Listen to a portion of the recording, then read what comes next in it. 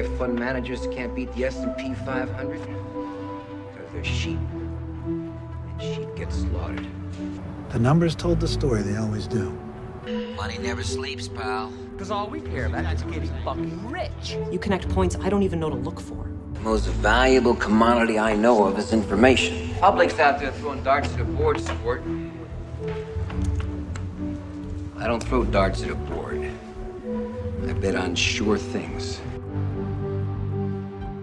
Welcome, Karma Clan, to the next episode of the Sports Trading Desk preseason previews. Tonight, we are going to look at the AFC South preview. Austin, we're looking at the Houston Texans, the Indianapolis Colts, the Tennessee Titans, and the Jacksonville Jaguars.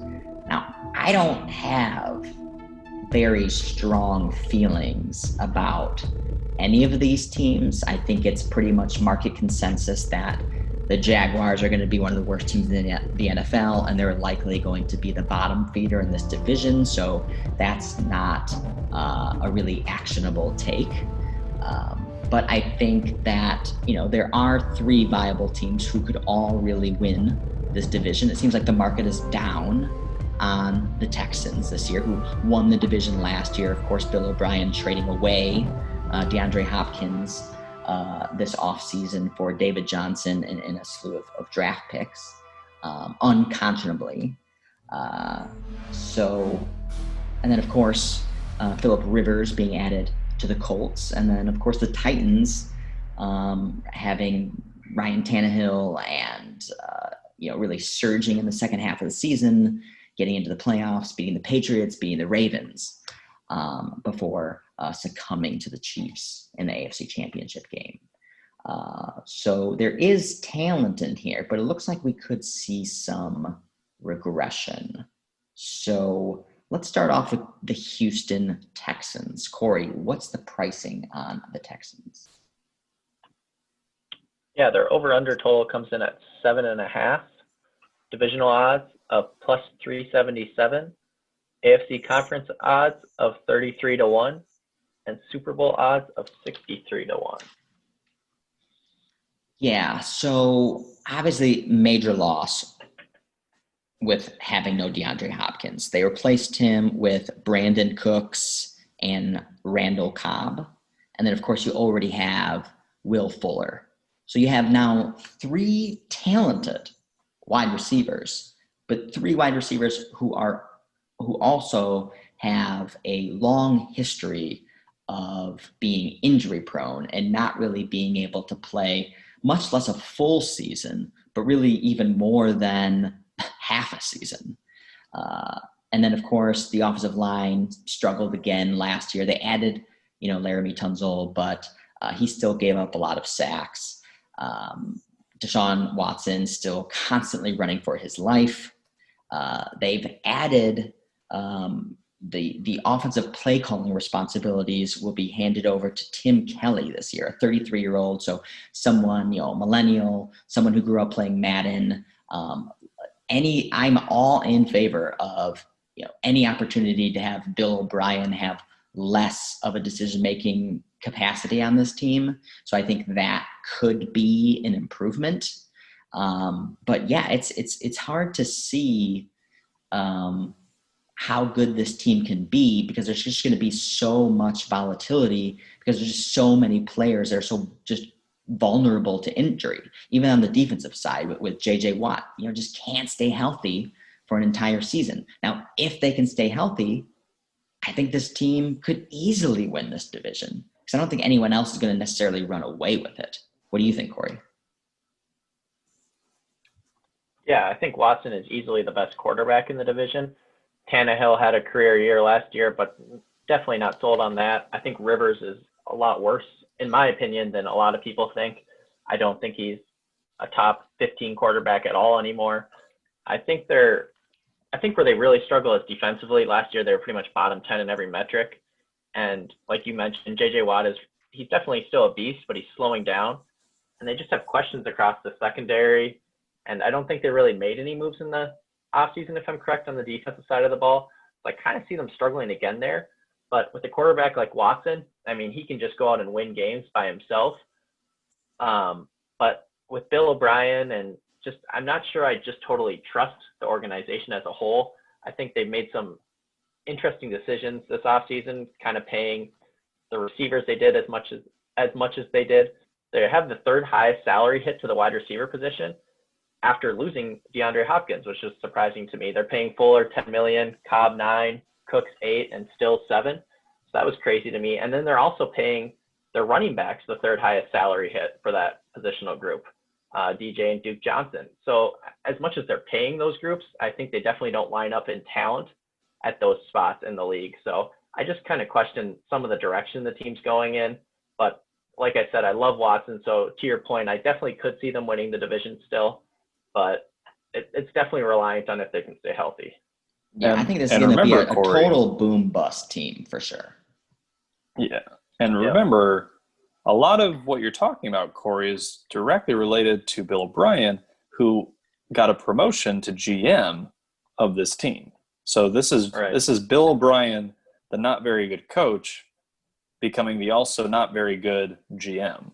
And so to your point, the reason the wide receivers and running backs, the B-list group of both, are being overpaid is because a head coach all of a sudden is an evaluator of talent. And to the life of me, can anybody explain why David Johnson was brought to this team to be the starting running back? Is he just having a bad year last year? Because it looked like he was a broken down horse. I just don't understand what that even is. And it makes me very concerned that Bill O'Brien is clueless getting rid of DeAndre Hopkins and making David Johnson your go-to starter.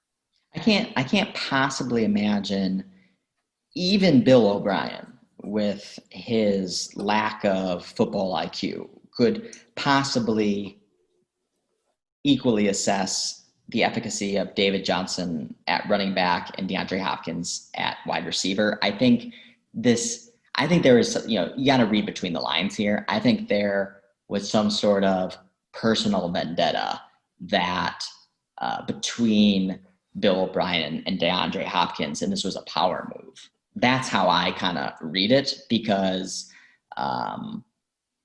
this obviously was a terrible trade on its face. But that's fine. But why is David Johnson on the team is my question. Yeah. Well, too, the thing is, you look at these running backs, I mean, they drop off a cliff in one season. And David Johnson has not been explosive since 2016, and it was really only that 1 year. Now, he can catch the ball in the backfield, so I think that is a positive. And the Texans really haven't had a great running back for several years now. It's kind of always been this, washed up running back with maybe a year left in the tank. They've been like Lamar Miller and Carlos Hyde, and I don't think they've really had an explosive runner since really like Arian Foster, and even Arian Foster. I mean, when he was done, like he was good, he got hurt, and then he was done, and you never heard from him again. The thing is if the team can stay healthy, I mean, Brandon Cooks and Will Fuller, I think, are both in their own right a wide receiver number one. And Randall Cobb put in a, serviceable performance for the Cowboys last year. I think, obviously he's definitely past his prime. Kuku Kuti has shown flashes. And then this Texans team, I think it just goes to Bill O'Brien and even Deshaun Watson. Deshaun Watson is a great quarterback, but he can also look really bad. They have head-scratching losses last year. They lost to Jacksonville, at home, 13-12 in week 2 last year. They have several different or they beat Jacksonville, but I think that was the game where they barely beat them 13-12, and it was because of a fluke play. But then they have games where they go in and they beat Kansas City on the road. Then they go into the playoffs and take a 21-point lead on the Chiefs. but then in typical Texans fashion, below it and have this two-faced kind of performance. Even versus Buffalo in the wild card game in the playoffs. They were down like 19 or 16-0, through 3 quarters. And then it has to be kind of like this second half miracle and this miracle comeback. And we just kind of see that type of performance kind of throughout the season, no stability. And now you have players that in themselves have no stability. And you can just kind of see how this whole thing can go sideways. It's either everyone stays healthy, it all works, this team wins 11 games, they win the division, or they win 5. Yeah, this is a great team, I think, for really monitoring the health of this team. And, they could go 5-0 and look amazing and the talk of the NFL, and they could lose the next 5 games if 2 players are out. Mm-hmm. So kind of monitoring that might be the way to go with the Texans this year. And that's why I think maybe if you like the Texans, you jump on them early. And week 1, I know we haven't gone through our entire kind of week 1 slate and kind of which ways we're leaning yet. But at least me personally, Texans plus 9.5, plus 10 versus the Chiefs looks like it might be a good spot. But so as far as I don't even know if I want to offer my opinion on the total here. Again, it's just so dependent on so many variables. I'm not even going to offer my opinion. That's fair. Yeah, I don't have one. Corey, do you have an opinion? I honestly, like I said, I think this is a team of when they're healthy, Watson's feeling good, receivers are healthy, consider playing them or playing the over. And if some of those variables go by the wayside, maybe go the other way. Yeah, I don't have a strong take on the over-under. I think to your guys' point, it's a very boom or bust team. So I would definitely, if you think the Texans are going to possibly have a good year, I'd see a lot more value in the plus 377 for the division. For sure. All right, so let's move on to the Indianapolis Colts. So added Phillip Rivers in the offseason. Obviously have a great coach. Great defense, led by Darius Leonard. What's the pricing on the Colts, Corey? Yeah, their over-under is 9.5, shaded towards the under. Divisional odds, they're the favorite in the division at plus 120. AFC conference odds of 13-1, and Super Bowl odds of 25-1. So definitely the favorites to win the division. And, I've seen some of the sharper handicappers that I follow are even leaning towards the Colts being a Super Bowl favorite. And that Phillip Rivers could have an MVP-like season. There's definitely the weapons that could, support that conclusion. And we really haven't seen Rivers kind of fall off a cliff yet or play absolutely miserably. And we're seeing quarterbacks these days, play into their 40s. So Rivers could even be seen as relatively young. Also, Rivers has a history with Coach Wright. There's rumors out there that that Rivers is already accustomed to approximately 85% of the playbook coming into the offseason based on Rivers and Reich's past experience on the Chargers. So that familiarity could definitely help, especially in an offseason like we've had this year where, you haven't really gotten the same sort of conditioning or prep work. And so when you have more familiar faces on the same team, it seems like they might have an edge this year. But it looks like, Rivers might get accustomed to this offense quicker than you might expect. Yeah, to a lot of your points, I see a lot of positives for the Colts this year. Just first off, they have the easiest strength of schedule in the NFL this season. They return the 3rd most snaps overall in the whole entire league. They're a very well coached team. Last year, they only committed 79 penalties and had a plus 32 penalty margin, which is one of the best in the leagues. And just their schedule, as I mentioned, being the easiest, the biggest underdog role they have all season is only 3 points. So the schedule is very, very winnable. Offensively, if those receivers can stay healthy, I think they have a strong group with Hilton. And it really will come down to, I think, Hilton with that receiver group. I think he's kind of like a Tyreek Hill type of player. Last year, when he was in the lineup, they went 6-4, but when he wasn't, they went 1-5. So he definitely opens up the field, and just how they like to run that offense and kind of run the ball. I think him just kind of stretching the field really opens up things up the middle. To that point, running the ball, I think Jonathan Taylor, I've heard great things about him so far, and I think he really fits how the Colts like to run the ball. So I think that's a great fit. One concern, I'm not a big Rivers fan, and I think this is the third straight year Frank Reich is actually going to have starting his offense with a new quarterback. You mentioned, though, that he already knows most of the playbook potentially, though, so that could also be a positive. I think DeForest Buckner on the defensive side of the ball was a big get, and pairing him with Autry will make that a very strong defensive line. And I like Leonard linebacking, and their corners, that's kind of where the question mark is for this team, I think. They have a lot of candidates, but I don't know if there's really any strong ones. They did grab Xavier Rhodes from the Vikings, but he did not have a great year last year. But overall, I think the Colts have a lot of things that look very positive if they can piece it together. And even if they do struggle, just with their strength of schedule being so extremely easy, I think this team will manage to get their wins on the season. Yeah, I agree with that too, because if you look at, I'm also higher on the Colts in this division than any other team.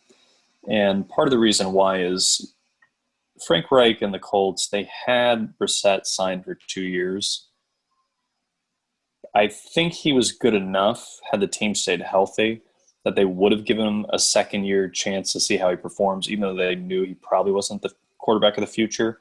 But because of the pieces they were able to add on this team, DeForest Buckner, Justin Houston, TJ Carey, even Xavier Rhodes, hopefully he can kind of have a rebound of a year. I think they thought their missing piece was a quarterback like Phillip Rivers. And, back in 2015, when Frank Reich was the offensive coordinator for the Chargers, they had the number 2 passing offense in the league.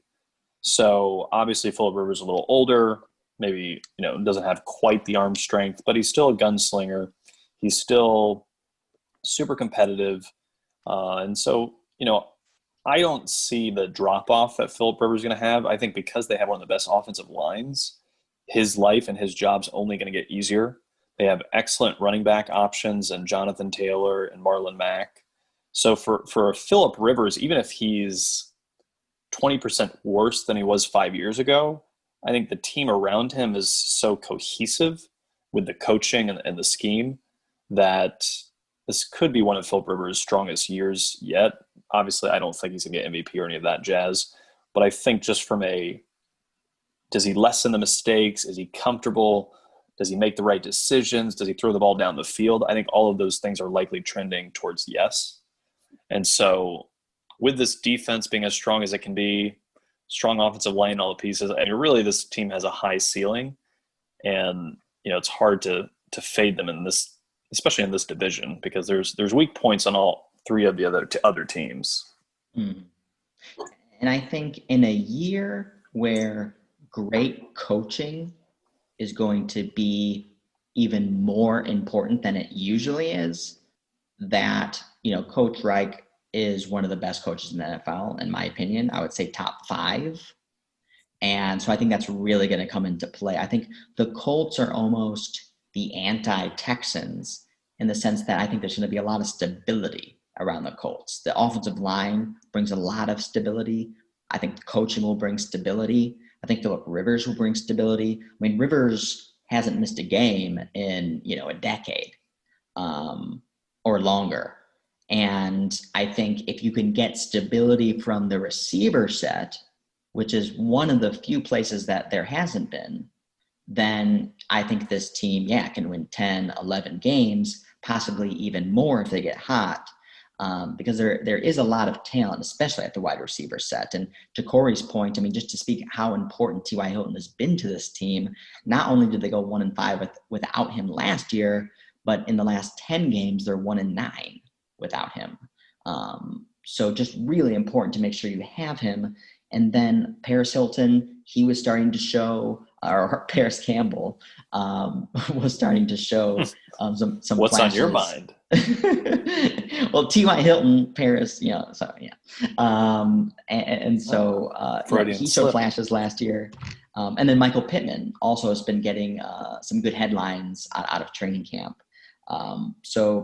And then they also have Trey Burton at tight end. Now he's struggled with injuries for quite some time now, so he might not be a factor. But that is a wild card there. And then of course to Zach, to your point, again, just one of the best offensive lines in the NFL. The only weakness I would say that they have at offensive line is the lack of depth. So especially in a year with coronavirus, lack of conditioning. If they start to suffer some injuries there, they almost have no reliable backups.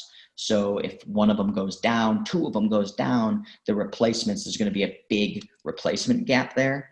So I think that's worth looking out for.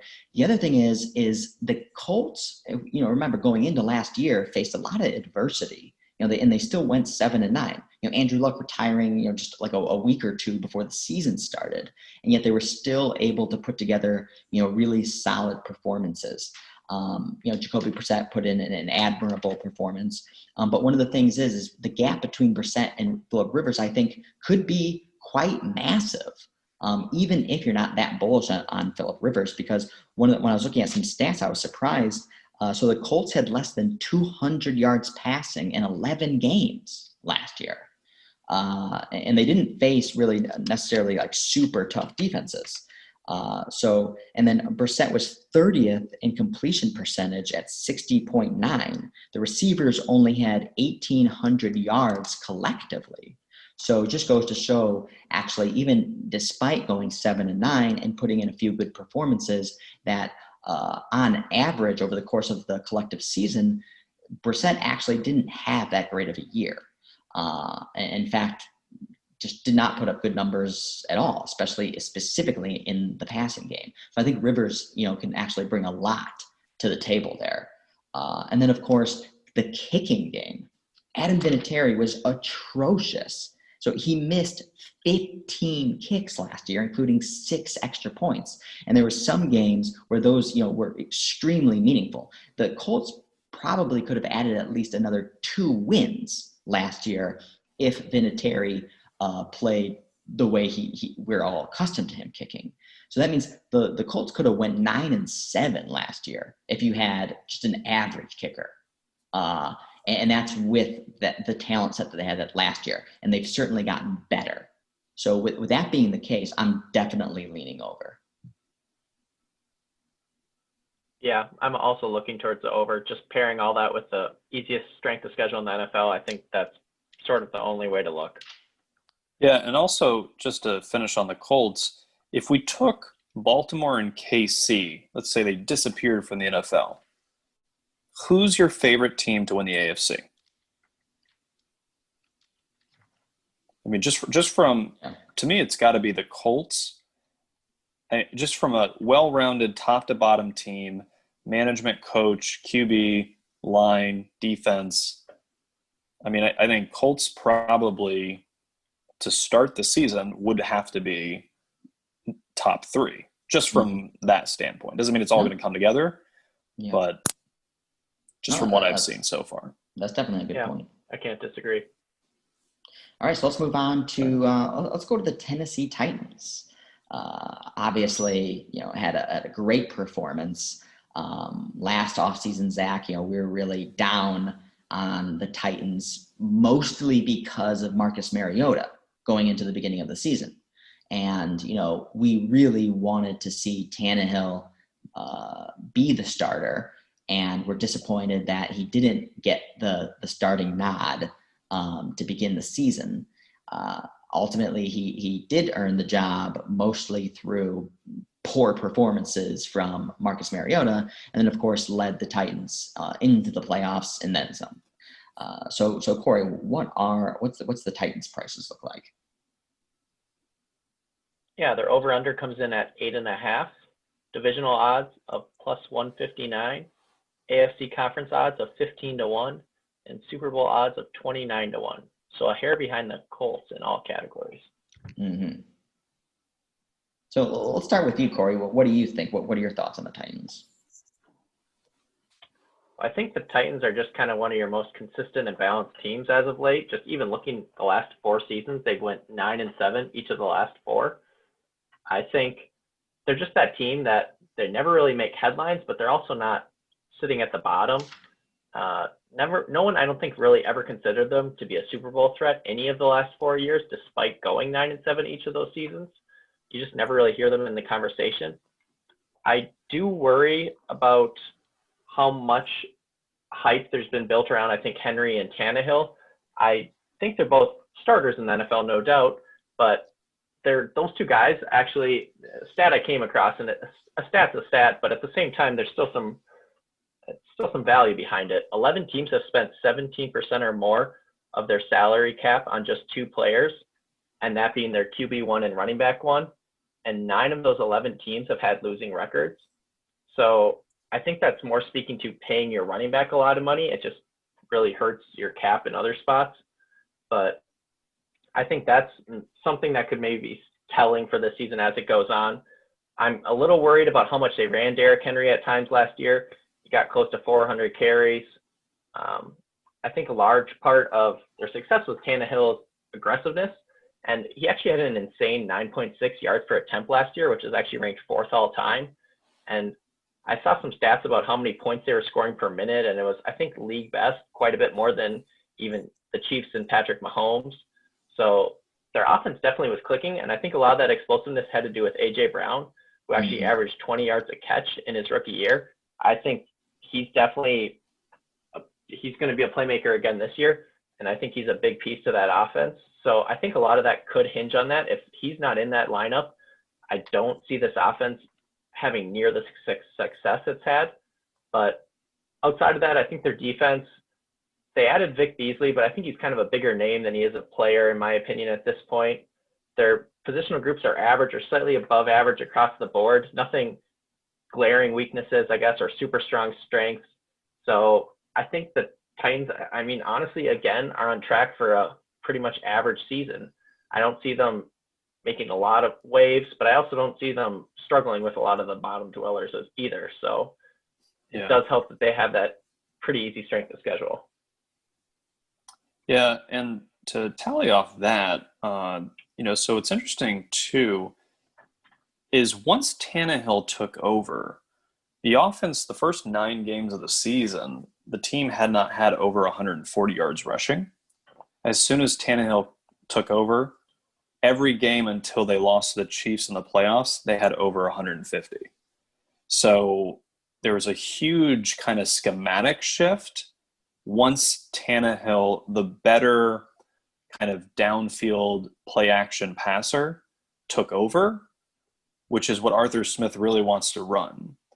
And so on one hand, I think that's going to be a net benefit this year for this team.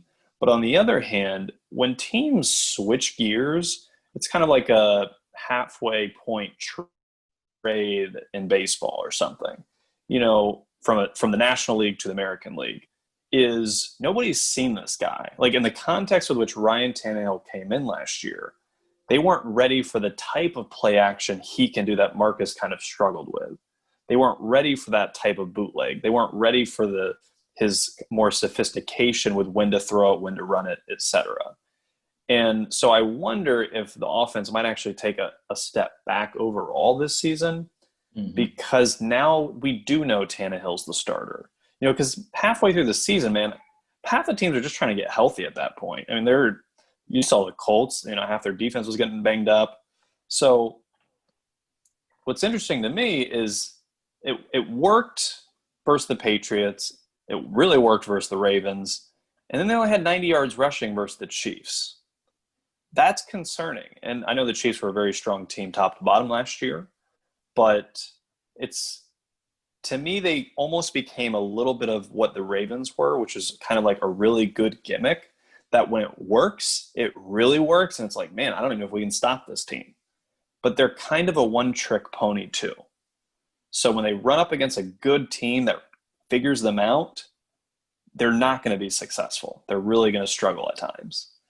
And that's kind of my concern with this year. So to Corey's point, I think they're not going to be bad as long as they're healthy.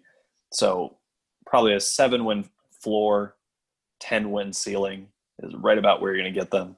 But I wouldn't, if the lines are high, if they're super favored at times, I would be wary. Yeah. I think, it's all about expectations too. And, going into last year, there was very low to almost no expectations really for Ryan Tannehill, for example. Now there's very high expectations for Ryan Tannehill. And the story around his career has basically always been to fade whatever the kind of market consensus is on him.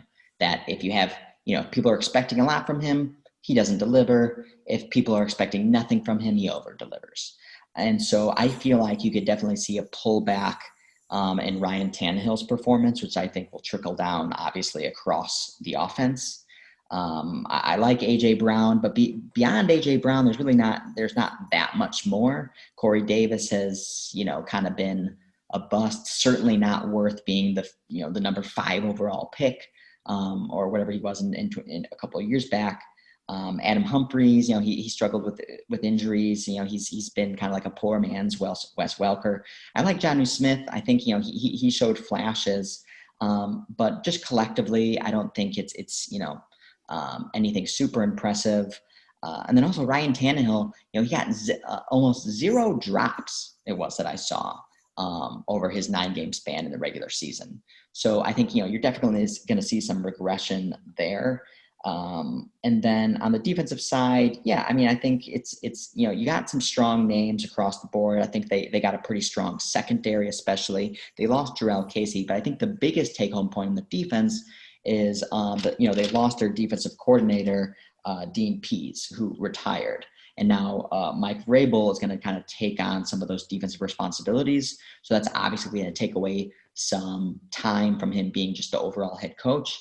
And then, of course, the defense was one of their strengths last year, especially in games like versus the Ravens, and even to a certain extent the Chiefs, who they also beat earlier on in the year.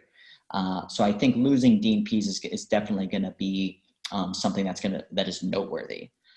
So I will probably say I will lean ever so slightly to the under.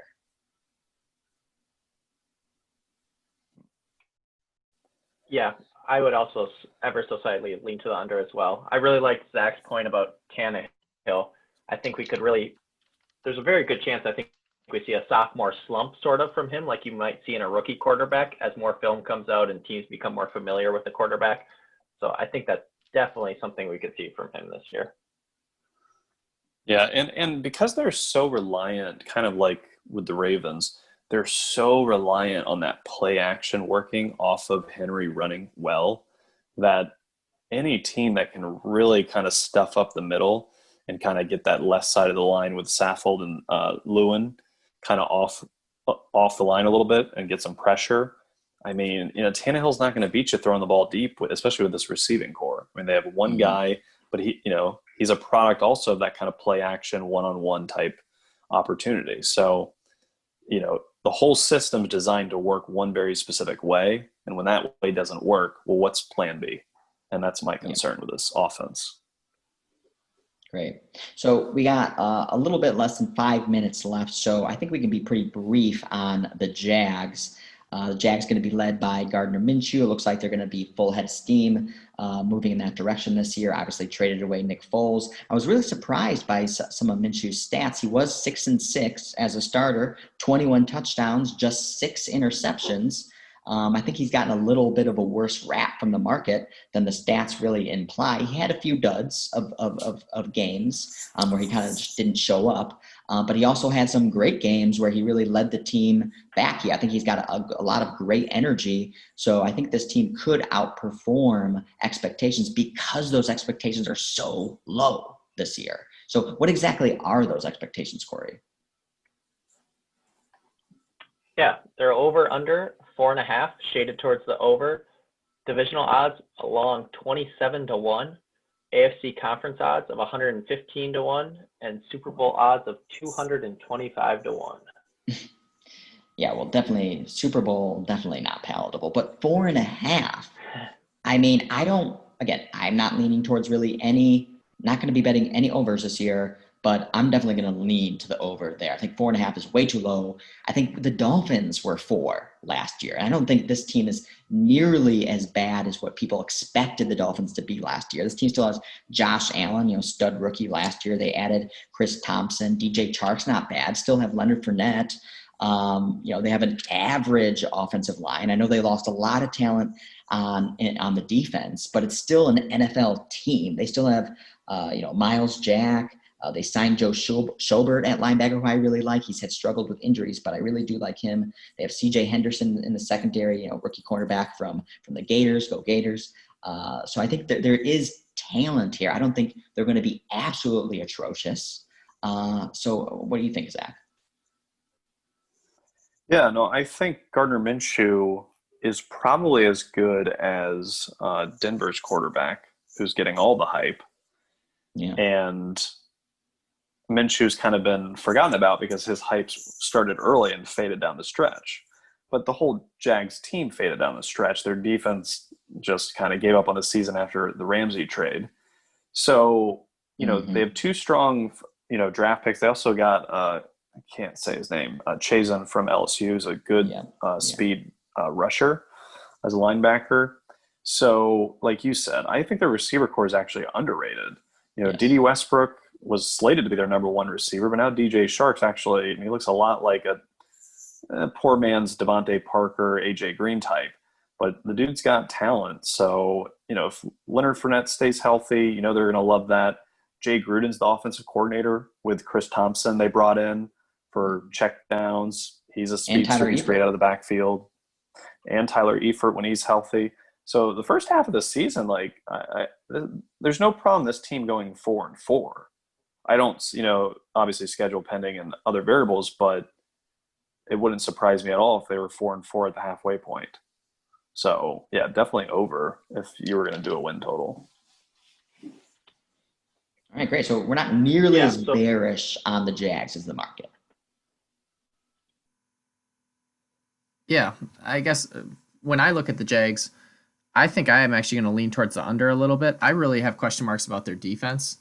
I just don't think there's really much there. And last year they were 22nd passing defense and the 31st rushing defense. And I really think they honestly got maybe worse in the offseason. So I have a lot of question marks there. I agree with you guys. I'm a fan of Minshew. I think his coaching and the play calling was doing him a disservice last year. I think they need to incorporate a lot more play action and pre-snap motion. I know I heard he was phenomenal with play action. I think he was maybe one of the best in the league with like 150 almost quarterback rating. And compared to without it, he was like closer to like 75.